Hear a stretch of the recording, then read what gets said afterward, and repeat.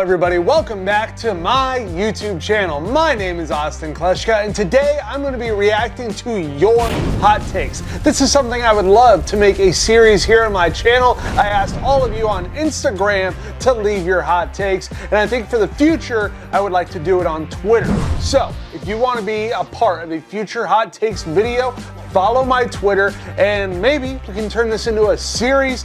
Do it, subscribe, like this video, share it with your friends and family, getting all the self-promo out of the way early. All right, let's do this. Let's go. Here's how it's gonna work. We will work our way up, starting with cold takes, then get a little hotter with warm takes, and then we get scorching with the hot takes, the good stuff. But I forgot to mention one category. The what takes? People who submitted answers that really had nothing to do with hot takes. I was very confused by some of these. Player interviews. Don't know how this is a take in any way, but of course, if you're talking about me doing player interviews on the channel, that is something I've been doing and will continue to do into the future. Play a retro video game like MVP Baseball. People are just giving suggestions for what they want to see on the channel. I dig it. Eat a hot dog from every MLB stadium. I hate to bring it to you, but I'm not really a hot dog guy. When are you going to be in a Cisco bat review? People really did not understand the point of a hot take, but I will answer that question. Hopefully soon. I keep telling Cisco I want to be in one, and I mean that. I do. Let's get into the cold takes. Starting with what might be the coldest take. Dodgers are going back to back. I can't believe people actually submitted this as a hot take. This might be the coldest take of the whole season. The Dodgers are absolutely stacked. We all know it. And them winning the World Series last year and going into 2025 looking like they might win it again, not really a hot take. Juan Soto will win MVP. A freezing cold take. Juan Soto has been in the MVP conversation pretty much his whole career. So I would not doubt that he will win MVP at least one point in his career, even next year, 2025. That wouldn't shock me. The Angels need to build around Trout and become a contender.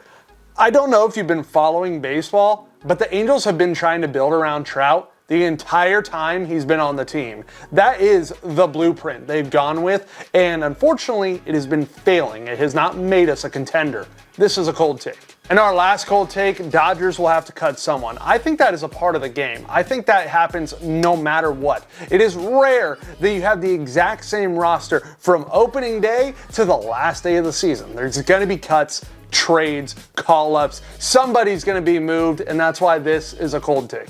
Which means we're moving on to warm takes. They're kind of right there in the middle where you're like, okay, I can kind of see your point on this. Athletics will win 70+ games. I don't have this as an extreme hot take because just last year, the Athletics won 69 games. And I know it has been easy to pick on the Athletics with everything they've gone through with their play on the field. But I do think they are going to be underdogs this year. They got some solid pieces with Brent Rooker, Lawrence Butler, and a few of the guys they've signed in this offseason like Jose Leclerc, Luis Severino. I definitely think they might shock some people this year compared to the years we've been seeing, and 70 games really is not that far out of reach if you ask me. Bobby Witt Jr. AL MVP. We have this in warm takes. One, because Bobby Witt Jr. finished second in the AL MVP race last year to Aaron Judge. Two, he's one of the best shortstops in the game right now. It is obviously hard to replicate year after year the same success, but Bobby Witt is only on the rise if you ask me. So I think he's easily going to be involved in the MVP conversation again, and I would not be shocked if he actually secures the hardware this year. Angels get to 80 wins. I have this as a warm take because obviously we have been a laughingstock of the league with everything that has happened to our franchise in the last decade. A huge part of making this happen with Trout being on the field for a majority of the season. We had 63 last year, so we would have to win 17 more games to get up to 80, and I do feel like we have a roster that can accomplish this. However, we always get bit with the injury bug, bad luck, so who knows? I don't think it's that crazy of a take because I do think it's possible. This is actually from my friend Stephanie. The new baseball uniforms suck. So the reason I have this in warm take is because it's really a split argument. I feel like a lot of people agree with you. I am one of them. The new uniforms do suck. The small letters for the last names, absolutely hate it. The quality of the jerseys, terrible. The pants always tearing, ridiculous. I don't think it's an insane take because, like I said, a lot of people will agree with you, me, and the majority on this. The new baseball uniforms, compared to what we've had in the past, yeah, these suck. If Trout would have stayed healthy, he'd be a top 5 player of all time. We have this in warm take because a lot of people agree with you on this, myself included. Before Trout faced unfortunate ends to his seasons with all those injuries that he's been fighting,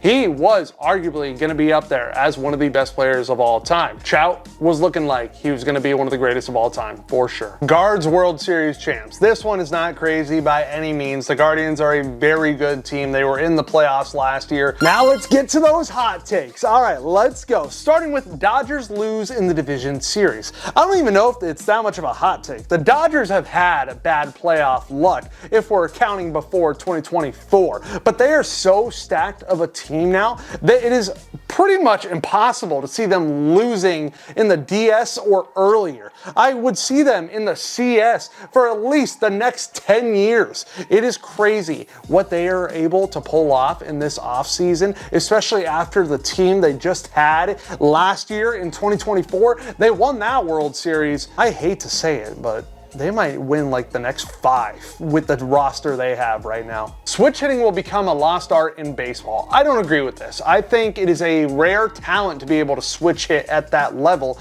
And if you ask any player that can switch hit, they definitely have their more comfortable side of the plate. But we still got some guys in the game right now. Ozzie Albies, Elly De La Cruz, Anthony Santander, they all switch hit. Those are just a few at the top of my head. It is definitely something that is hard to accomplish at the highest level of the game. But it is definitely appreciated when somebody can switch hit. It adds value to your game. I will say, as you get up to the top level of the game, it is something that is hard to keep in your game. Sasaki will have 2 no-hitters this season in the first 3 months. That is a very hot take. Look, Roki Sasaki is definitely the most valued pitcher in this offseason. Everybody had their eyes on him. Everybody wanted to sign this guy. We know he's an extreme talent. We heard what he did in Japan. Didn't he have a no-hitter with like 19 strikeouts? That is insanity, especially for this day and age of pitching. But if he would have 2 no-hitters in the first 3 months of the season, that would definitely make it worth every penny the Dodgers paid. Now this is funny to me because we just talked about Roki Sasaki having a dominant year, throwing no-hitters being a hot take, but what if we flip it? It still stays a hot take. Roki Sasaki will not be very reliable. Like I said, we know what he did in Japan. We know he is a very good arm. Some saying better than Yamamoto. And Yamamoto had all this talk and craziness about how good he was when he was coming over from Japan. We have yet to see Sasaki throw a pitch, so who knows? Maybe he does not translate well to the MLB. Maybe he is not reliable. Maybe he is not the talent that we see in Japan, and he cannot adjust to the highest level with the best players all around the world come into one game. Dodgers will not be top of the NL West. That is a crazy take. Look at the team they had last year. What happened? They won the World Series. They had a few bumps on the way there, but they were able to overcome them no problem. And that team has only gotten better. And if there's anybody that is going to be able to take them down in the NL West, it'd probably be the Padres or the Diamondbacks, but I don't even think they are on or near the level of the Dodgers. I don't think anyone is, and I hate that. Dodgers and Padres will never be a rivalry. I really think that's a hot take because I see them as rivals. And to me, what do you consider a rivalry? 2 teams that do not like each other. 2 fan bases that do not like each other. And no matter how much Dodger fans say we don't care about the little brothers, the Padres, I've personally seen my Dodger friends say how dumb and stupid Padre fans are, how much they hate the Padres players. It looks to me like you have angry emotions towards the Padres. Series, aka a building rivalry, and I definitely think it is baseball's newest rivalry. I don't think it's been a rivalry that's existed for tons of years, but I think it is a rivalry that has started and is going to continue to grow. Dodgers don't ruin baseball. That is false, if you ask me. The Dodgers, what they've been doing is completely fair. It is within the guidelines, but I think it is definitely ruining this game. I think super teams ruin the game. Ask any other fan of any other team. Everybody hates the Dodgers now. Every fan base now looks at you as the villain. And I know that's exactly what Dodgers fans want. They don't care if they're the villain. They want to be the villain. Ohtani isn't that good. Look, you're just trying to be different. First of all, you spelled his name completely wrong, which is wild for being the best player in baseball.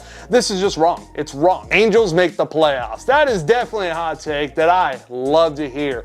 We are going to need a miracle to pull that off. If we weren't able to do it when we had Trout, Albert, and Ohtani on the same team, we are definitely going to need everything to go right. No injuries. Everybody's going to have to be productive. Trout's going to have to stay on the field. The pitching is going to have to not be garbage. Mobo went as far to say Angels 2025 World Series champions. We were talking miracles. This might be the end of the world if they win the World Series, and I am okay with that. Zach Neto, MVP. I really believe anybody can win MVP. You could have one crazy year, and that could get you the hardware. And I don't think Zach Neto is excluded from that conversation. Zach Neto is a solid, underrated shortstop. And I definitely think he is learning, getting better at his craft year by year. I really hate that this is a hot take. Trout or Rendon play a solid 100 games this year.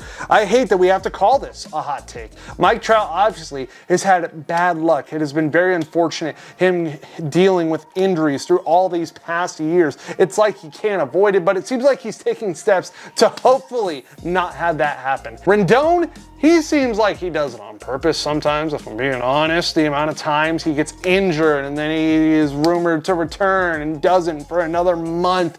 He is just taking all our money. Mike Trout is no longer a Hall of Famer. I hate this one. It is definitely a hot take because I believe Mike Trout has built a Hall of Fame resume prior to all his injuries. Trout is definitely remembered as one of the top players for his first 7 years, but obviously what's happened to him later in his career has hindered his Hall of Fame status. And I still believe he can make it. He's still got a good amount of contract and years in his career, so I definitely think he has time to build on that Hall of Fame resume, which he already built brick by brick in those first years of his career. Twins will rebuild after this season. That is a hot take. I don't know. The Twins, they got pretty good guys on their team like Carlos Correa, Royce Lewis. It's a division that can really go to anybody. Tons of other underrated guys on that team. So I don't think they're going to have to rebuild. I think they just have to get better players in free agency and trading to add to the already good team that they have to get them to that next level. Rangers to the World Series. It could definitely happen. We saw them in the World Series 2 years ago.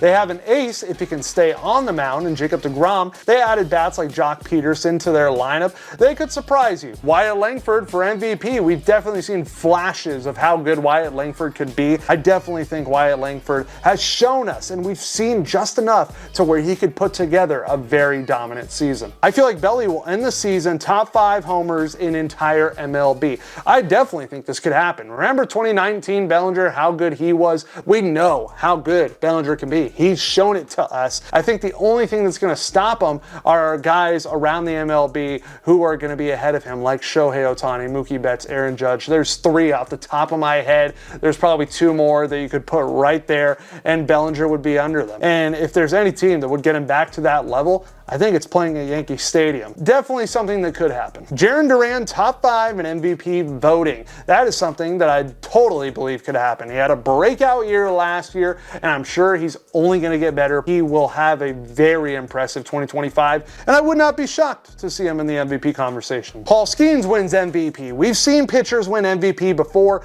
It's definitely harder for pitchers to be considered in the conversation, but if there's any young pitcher out there who could be a part of that conversation, conversation, Paul Skeens would be one of the first people I bring up. Gunnar Henderson is a top 3 player. The only reason I have this as a hot take is because of the amount of talent that's in baseball right now. Gunnar Henderson is a very good player, but I already got 2 guys that I'd put ahead of him. Heck, I got 3.